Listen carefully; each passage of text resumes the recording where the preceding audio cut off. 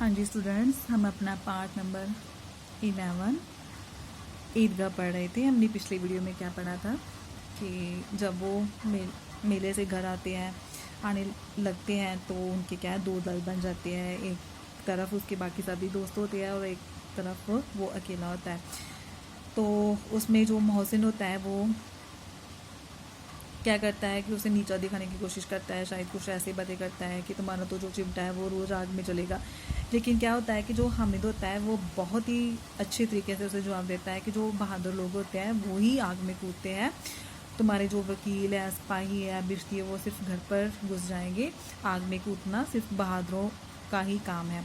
तो जो उसका चिमटा होता है वो रुस्तमे हिंद बन जाता है। तो हामिद क्या है, वो मैदान मार लेता है, किसी को कोई आपत्ति नहीं होती, क्योंकि वो जो जो जीतता है, जो सत्कार उस जीतने वाले को मिलता है वही सत्कार हामिद को भी मिलता है। उन लोगों ने इतने पैसे खर्चे लेकिन कोई भी काम की चीज़ ना ले सके, लेकिन जो हामिद है वो 3 पैसों में ही कोई अच्छी चीज़ ले लेता है। तो फिर क्या होता है कि उनमें कुछ शर्तें जो है तय हो जाती है। सभी अपने अपने जो खिलौने हैं वो हामिद को देते हैं और हामिद भी अपना जो चिमटा है सबको देता है। तो इतना हमने अपनी पिछली वीडियो में पढ़ा था। नेक्स्ट आज हम पढ़ेंगे 11 बजे सारे गांव में हलचल मच गई, मेले वाले आ गई। अमीना हामिद की आवाज़ सुनते ही दौड़ी और उसे गोद में उठाकर प्यार करने लगी। सहसा उसे हाथ में चिमटा देकर वह चौंकी। 11 बजे तक क्या होता है कि 11 बजे तक सब गांव में क्या है, हलचल मच जाती है कि जो मेले वाले हैं वो आ गए हैं। ये सुनकर जो अमीना है हामिद की आवाज़ सुनकर दौड़ जाती है और उसे गोद में उठाकर प्यार करने लगती है। तो फिर वो उसके हाथ में चिमटा देखकर हैरान हो जाती है।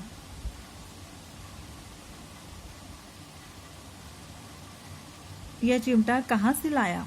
तो फिर वो क्या है, उससे प्रश्न पूछती है कि तुम ये चिमटा कहाँ से लेकर आए? मैंने मोल लिया है। तो फिर हामिद बताता है कि मैंने इसे खरीदा है। फिर वो पूछती है कि पैसे में, मतलब कितने पैसे में? तो वो क्या बताता है, 3 पैसे दिए, मतलब मैंने 3 पैसे में इसे खरीदा है।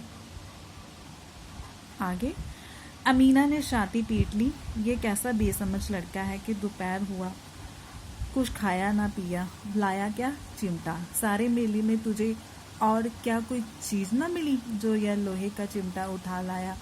हामिद ने अपराधी भाव से कहा, तुम्हारी उंगलियां तवे से जल जाती थी इसलिए मैंने इसे लिया। बुढ़िया का क्रोध तुरंत स्नेह में बदल गया। यह मूक स्नेह था, खूब ठोस, रस और स्वाद से भरा हुआ।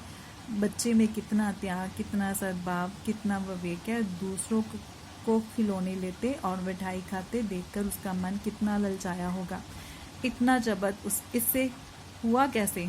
वहाँ भी अपनी बुढ़िया दादी की याद बनी रही। अमीना का मन गदगद हो गया। और अब एक विचित्र बात हुई, हामिद के इस चिमटे से भी विचित्र। बच्चे हामिद ने बूढ़े हामिद का पार्ट खेला था। बुढ़िया अमीना बालिका अमीना बन गई। वह रोने लगी, दामन फैलाकर हामिद को दुआएं देती जाती थी और आंसू की बड़ी बड़ी बूंदें गिराती जाती थी। हामिद इसका रहस्य क्या समझता? तो क्या होता है कि जब वो उसे बताता है कि मैंने इसे 3 पैसों में खरीदा है, तो जो अमीना होती है, जो उसकी दादी होती है, वो अपनी छाती पीट कर रोने लगती है, मतलब अपनी छाती पीटती है। फिर वो कहती है कि ये कैसा बेसमझ लड़का है, इसे कोई समझ नहीं है, दोपहर थी, कुछ भी खाया पिया नहीं, तो लेकर क्या आया? चिमटा। सारे मेले में तुम्हें कोई और चीज़ नहीं मिली, सिर्फ ये लोहे का चिमटा मिला जो तुम उठा कर ले आए। तो फिर जो हामिद होता है वो उसे अपराधी भाव से जवाब देता है कि तुम्हारी जो उंगलियां हैं वो तवे से जल जाती थी इसलिए मैंने उसे दिया। तो ये सब सुनकर जो बुढ़िया का क्रोध था वो तुरंत स्नेह में बदल जाता है। फिर वो कहती है कि ये कितना त्याग, इस बच्चे में कितना त्याग, कितना सद्भाव और कितना विवेक है। दूसरों को खिलौने लेते, मिठाइयाँ खाते देखकर इसका मन कितना ललचाया होगा, लेकिन इसने अपने आप को कैसे जबत किया होगा, कैसे कंट्रोल किया होगा। वहाँ भी उसे सिर्फ अपनी बुढ़िया दादी की ही याद आई और ये सब देखकर उसका जो मन है वो गदगद, मतलब प्रसन्न हो गया। फिर क्या होता है कि कहते हैं कि मतलब एक विचित्र बात होती है हामिद के इस चिमटे से भी विचित्र। क्या होता है कि जो बच्चे हामिद फिर कौन सा पार्ट खेलता है? बूढ़े हामिद, मतलब वो बूढ़ा बन जाता है और जो बूढ़ी अमीना होती है वो बालिका अमीना बन जाती है। फिर वो रोने लगती है, दामन फुलाकर हामिद को दुआएं देती है, बड़े बड़े आंसू गिराती है, लेकिन इस सब जो रहस्य होता है वो हामिद नहीं समझ पाता। ठीक है बच्चों, आज के लिए बस इतना ही। उम्मीद है आप सबको समझ में आ गया होगा। धन्यवाद।